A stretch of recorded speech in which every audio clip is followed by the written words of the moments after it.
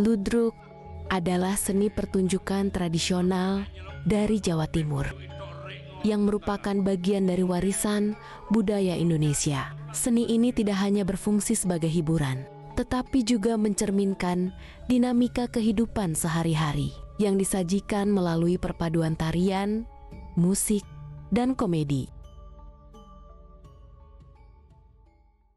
Seniman memiliki peran penting dalam menjaga keberlangsungan seni, termasuk seni ludruk yang merupakan salah satu warisan budaya Indonesia. Sebagai pelaku utama, seniman tidak hanya berfungsi sebagai penghibur, tetapi juga sebagai penjaga tradisi yang memastikan bahwa nilai-nilai budaya tetap hidup dan dapat diwariskan kepada generasi berikutnya. Profesor Henrycus Supriyanto menjadi salah satu seniman ludruk terkemuka di Indonesia yang telah memberikan kontribusi besar dalam dunia seni pertunjukan tradisional. Sebagai seorang maestro, beliau tidak hanya dikenal sebagai pemain ludruk yang piawai, tetapi juga sebagai pemikir dan pendidik yang berusaha melestarikan serta mengembangkan seni ludruk agar tetap relevan di tengah perubahan zaman.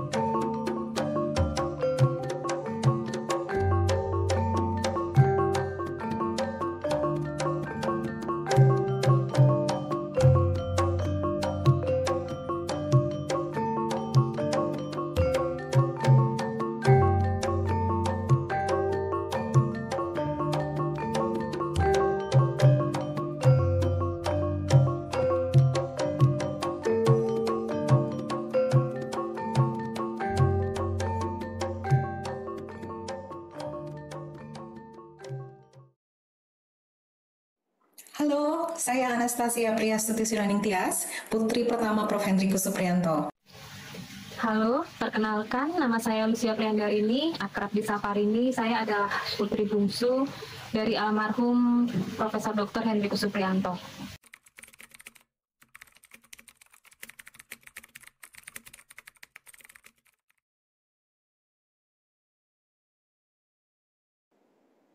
Tumbuh di rumah yang penuh dengan karya seni dan sastra, serta dikelilingi oleh semangat berkarya yang begitu kuat, membuat batin saya terus terasah. Darah seni yang mengalir dalam keluarga kami ini selalu menarik saya kembali ke dunia seni di setiap tahap kehidupan saya. Meskipun saya menempuh jalan berbeda dari Prof. Henrycus, seni dan sastra tetap menjadi bagian tak terpisahkan dalam perjalanan hidup saya.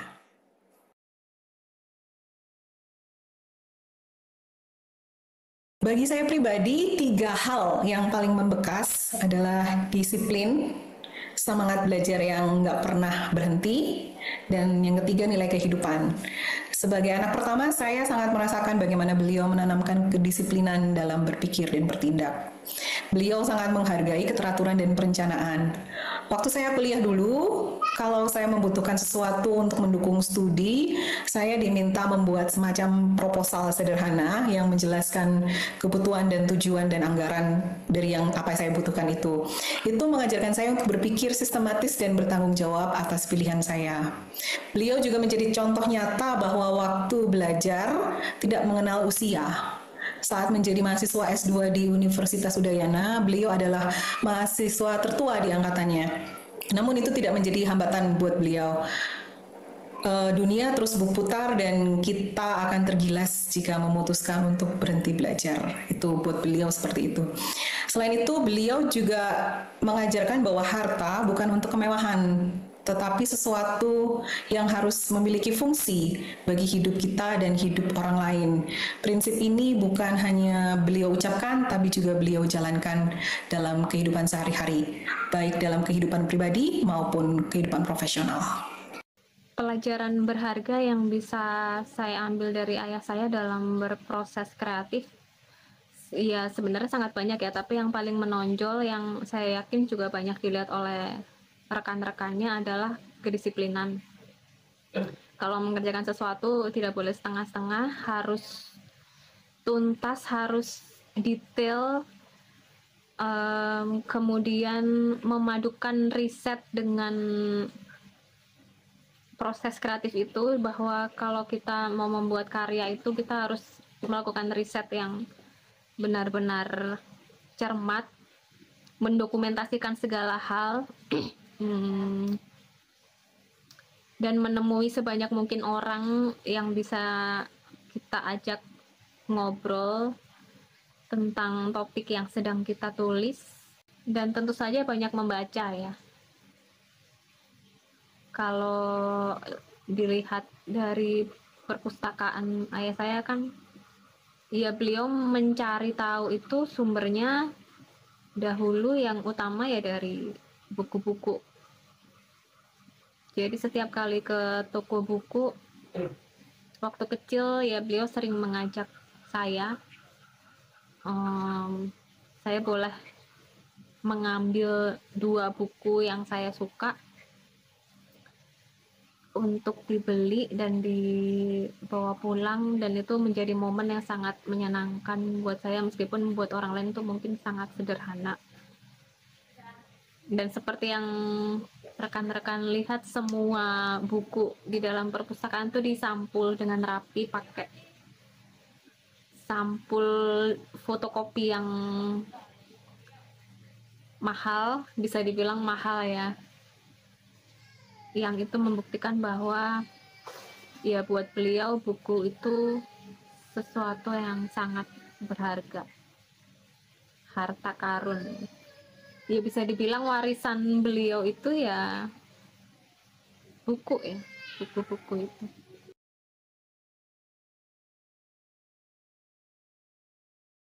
Saat masih kecil, beliau membawa kami sekeluarga ke salah satu pagelaran luder beliau. Namun karena pertunjukan itu mulainya sangat larut, saya dan adik saya yang waktu itu masih sangat kecil banget, jadi rewel. Itu adalah pengalaman pertama saya menyaksikan ludruk secara langsung. Jika ditanya bagaimana ayah saya mengajarkan seni dan sastra kepada anak-anaknya, jawabannya adalah tidak pernah. Karena semuanya berjalan secara alami. Ayah saya membiasakan kami membaca ya dengan membelikan buku-buku bacaan, memenuhi rumah kami dengan buku. Awalnya buku-buku bergambar. Kami terbiasa untuk meraih buku-buku itu karena saya sendiri biasa melihat ayah saya membaca dengan asyik sampai berjam-jam. Ibu saya juga, beliau sampai, dan ayah saya berlangganan koran sampai akhir hayatnya. Mereka membaca koran setiap hari, berhalaman-halaman, tulisan yang panjang-panjang itu dibaca, sehingga saya muncul rasa ingin tahu kenapa sih kok mereka suka membaca. Sehingga saya juga akhirnya waktu SMP mengambil salah satu buku tebal dari rak buku ayah saya. Itu saya ingat betul bukunya, judulnya Laut Biru Langit Biru, karya Ajip Rosidi. Itu bisa dibilang buku sastra pertama yang saya baca. Jadi orang tua saya tidak pernah menyuruh kami membaca, belajar juga nggak pernah, tapi mereka hanya memperlihatkan bahwa membaca dan belajar itu adalah sebuah kegiatan yang menyenangkan. Sejak kecil, Prof. Hendrikus memastikan kami bersentuhan dengan sastra. Sebelum bisa membaca, kami sudah akrab dengan dongeng melalui koleksi kaset Sanggar Cerita. Waktu itu Sanggar Cerita itu sangat populer. Dari situ kami belajar tentang imajinasi dan empati. Saat kami mulai bisa membaca, beliau sering membawa kami ke toko buku dan membebaskan kami memilih buku yang kami inginkan. Waktu usia saya sekitar 12-13 tahun, saya aktif membantu Komisi Komunikasi Sosial Paroki Santa Maria Bunda Karmel dan Komisi Komunikasi Sosial Keuskupan Malang dalam proyek operet Natal dan Paskah. Salah satu pengarah aktingnya waktu itu beliau sendiri, Prof. Hendrikus sendiri. Saya berkesempatan bekerja sama dengan beliau dalam satu tim, tampil di berbagai kota dalam lingkup Keuskupan Malang. Itu jadi pengalaman yang sangat membentuk saya.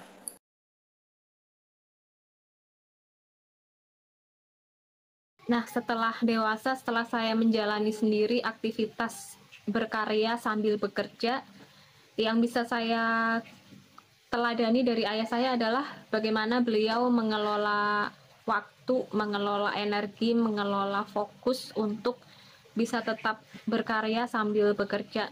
Itu buat saya sesuatu yang sangat sulit, terutama ketika ayah saya dulu beliau mengajar di Surabaya, sementara tinggal di Malang. Jadi beliau harus berangkat jam 5 pagi dari Malang untuk mengajar di Surabaya, kemudian pulang setelah lewat jam 6. Tapi di tengah semua kesibukan itu, beliau masih sempat untuk menulis di luar tugas utamanya sebagai pengajar. Buat saya itu sangat luar biasa, karena ya sekarang setelah saya menjalani sendiri, itu sesuatu yang sangat tidak mudah untuk dijalani. Banyak orang yang menyerah dan akhirnya hanya ya sudah menjalani hari-hari dengan bekerja dan melupakan bahwa mereka sebenarnya bisa berkarya karena